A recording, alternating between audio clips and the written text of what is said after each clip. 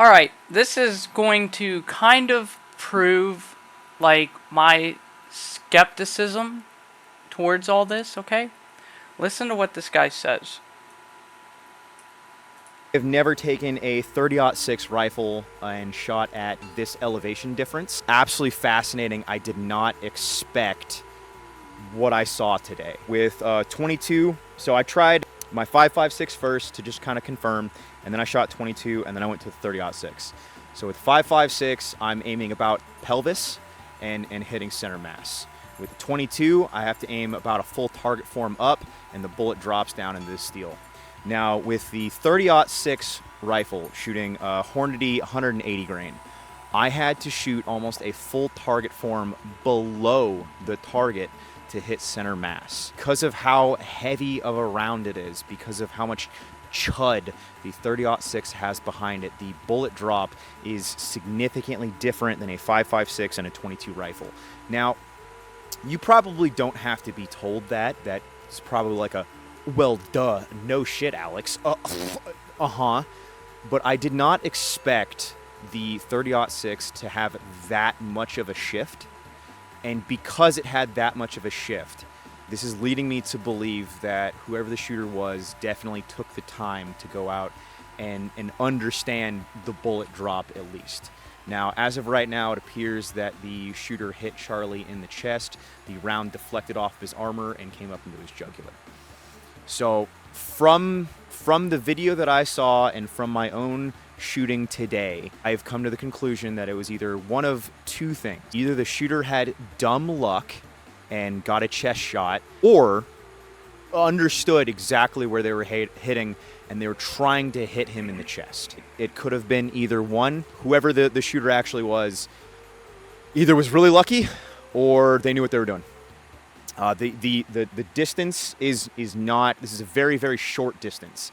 Very easy shot to make if it was flat ground. The thing here to take into consideration, the biggest thing, is the elevation change. The elevation change isn't something I've seen a whole lot of people talking about, so I'm glad that I was able to get out here and test this myself and take into consideration. So there are a few things of what distance your scope is zeroed for, and then if you understand sight picture and you understand all the fundamentals of shooting. So body position, sight picture, breathing. Just grab, like, Grandpappy's rifle and get fucking lucky. Is that if you zero at 25 meters and you know the distance of how far you're shooting, then you can adjust this to the distance of how far you are shooting, and you will roughly hit on target at that distance.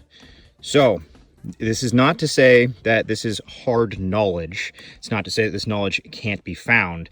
It is just to say that you have to know and understand that with the vast majority of scopes. Now, if you are firing something like, let's say, an ACOG, all right, then it's a little bit different. You have to understand, how that works. But once again, the point that I'm getting at here is just that you have to understand. So yes, knowledge is needed, essentially. Just one more piece to the puzzle, right? Just trying to let you guys know.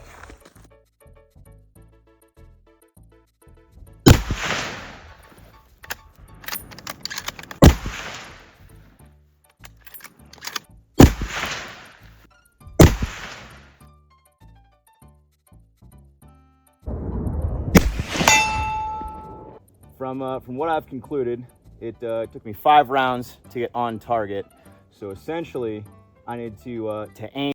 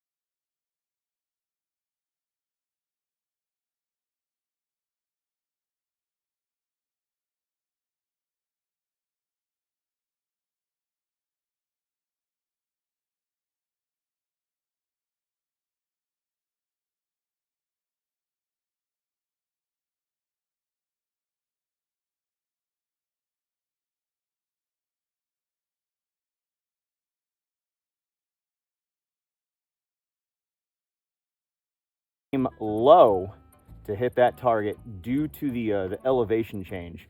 I was actually having to aim below the target to get the center mass. Fascinating.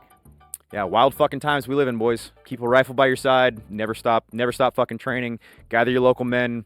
I only foresee shit getting worse and weirder. But yeah, come together. Do everything you can to come together. But I have hope. We're gonna make it. If they're strong. Peace.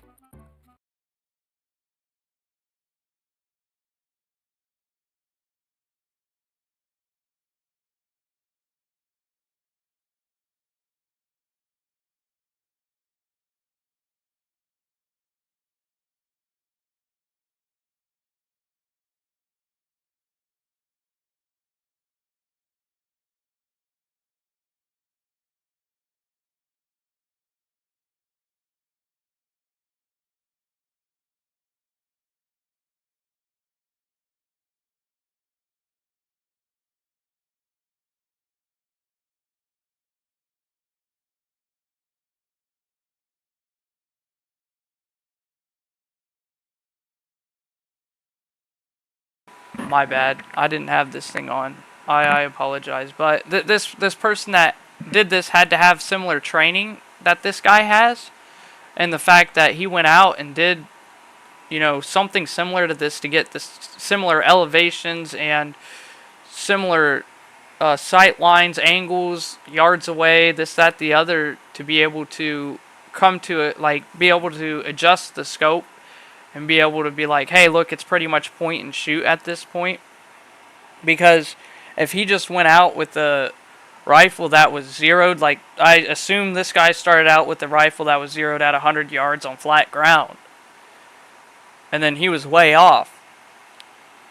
That guy should have missed Charlie probably altogether or hit him in the leg. Or somewhere that is... he said it was a whole deviation of a target, which I believe they're about 16 or so inches, depending.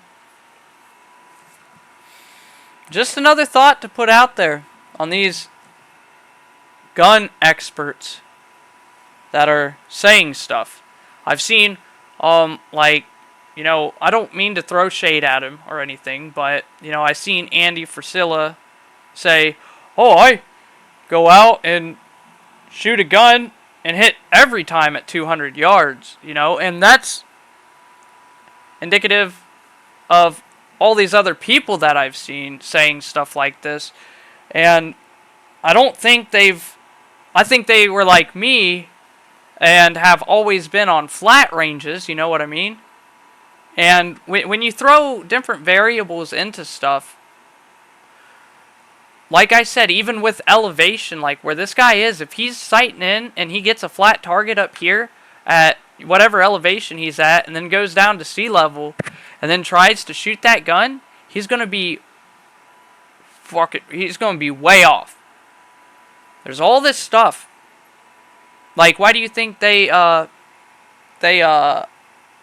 program cars for like EGR and air intake and everything at a certain, like, pretty much sea level, and then add variations in for that, because they know, hey, that somebody's going to drive this to West Virginia and be, 1,000 feet higher than where we're at. The combustion chamber, all this, that, the third, everything else. You don't want any type of knocking. I'm just saying, there's a lot of things that go into stuff like this. And once again, which makes me believe that there is somebody that is very knowledgeable behind this. Okay? That is a fact. There is somebody that is very knowledgeable behind. I'm not saying the shooter is, some PSYOP, CIA, ex-military, this, that, the third, professional assassin or whatever. But somebody had to have the information or get in contact with somebody that does have the information to be able to pull this off. And like I said, if they had a professional come in and do this, I believe Charlie would still be alive because of that body armor and where it would have direct center mass impact. I believe he would still be alive if it was an actual professional that did this. Now, that's not to say, hey, the guy was so adamant about it, he may have taken a second shot or adjusted or whatever and, burned off all 5 rounds that he had. Maybe he had more on him. I don't know. Like I'm saying, it's just wild speculation, but come to think of it, there is a time that I did have a firearm. I can't remember if it was 223 or 556. And there was a range, and I know it's a shotgun range, but it's in Salt Fork, Ohio. It's like National Park. There's a sign there, shotguns only or whatever. But you look at the ground, and there's all different types of casings, and you're walking uphill the entire time. And it's kind of like what you're seeing on screen there, because that's pretty much the backstop. But there's a grade that goes up, and then it gets real steep, like almost straight up and down. And I took a couple watermelons and melons out there. And I did have to do some adjustments, because it was a pretty steep uphill. It was about 75, 80 yards, I would guesstimate. It could be up to 100. I don't think it was up to 100, but I would guesstimate about 80 yards out. And I was not hitting. But like I said, I didn't know if that was because it is definitely up there in the not Hawking Hills, but Salt Fork. There's a lot of elevation deviation going up to that area. I was like, oh yeah, maybe that's the reason. Or I sighted it in summer, and it's now winter time and probably like 30 degrees. There's a lot that's what I'm trying to get at. There's a lot of things going into this, and to be able to go up there, he had plenty of time to sight or to take his time, get a correct shot and everything. He had plenty of time to do that. But first shot, first impact, center mass.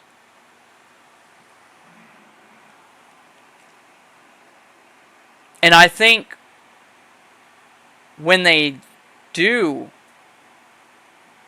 all the forensic evidence on that firearm that he had, they will find somebody else's DNA. I'm very highly confident in that. If they didn't, straight, dip the gun in alcohol. Sight it in, everything, blah, blah, blah. Put it in a ultrasonic cleaner, and then just dump the whole thing in alcohol. Wear gloves and a Tyvek suit, and then just lube all the components, which you really don't need a whole lot of lube in a bolt action, or prep the gun some type of way to have a barrier in between you and itself. But thanks for watching. And I'm sorry about that part that I was muted. I know the AC is going on in the background, and I didn't want to have that while he was talking, and I forgot that it was off. And then I looked over and seen that I had no audio coming through, and I was like, oh. Well. And another thing is, what leads me to believe that this wasn't any type of expert professional. There is one thing that you see in this video, which this guy has a good bit of knowledge, in my opinion, about firearms, is,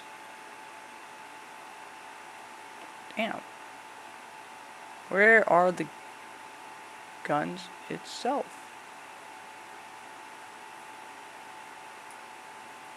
He has a bag, the other guy had a bag. What is that right there, a bipod? That's one thing that was missing from that rifle that was really concerning. The second thing, if you look at these scope rings on this rifle itself, okay, that other one is pushed all the way back. There's an eye box that you have in here. I believe he would have scoped himself if he shot that 30-06. Let me go back real quick. Look at how much recoil. And that's the bigger you are, the more mass you have, the less the recoil is really going to affect you, in my opinion. I'm a really small, kind of petite guy, 130 something pounds, and if I was to shoot that same gun, you would see a lot more recoil on behalf of me, because I don't have as much weight and mass as somebody else. So I believe that a shooter would have been. And as well, as you see how there's no bell, this is not bulging at all, because right back here there's a selector to like engage and disengage safety. If some expert were to put this gun together, the other one has a big bulge right here and it's shoved all the way back as far as possible to where it would interfere with that safety selector switch. And if somebody had that gun and was consistently using it, you want to engage the safety for safety reasons and other things. And not only that, but you have to put it in the 12 o'clock position, which is right underneath the scope, to be able to take that bolt out. So there's things that don't add up on that. There's so many things that don't. And then there's an internal magazine. If you took the gun apart, the bullets would literally just spring. The spring sticks out, and it'll, if you take the barrel off quickly, it will boom, and then just kind of sit there and wiggle. It would eject all the bullets out. You're telling me he broke the gun down? I think there's 1, 2, 3, 4 screws and all this other stuff. I don't see that happening. I really don't see it happening, man. But if you like this, maybe give it a like or whatever, and let me know what you think in the comments. Thanks for watching.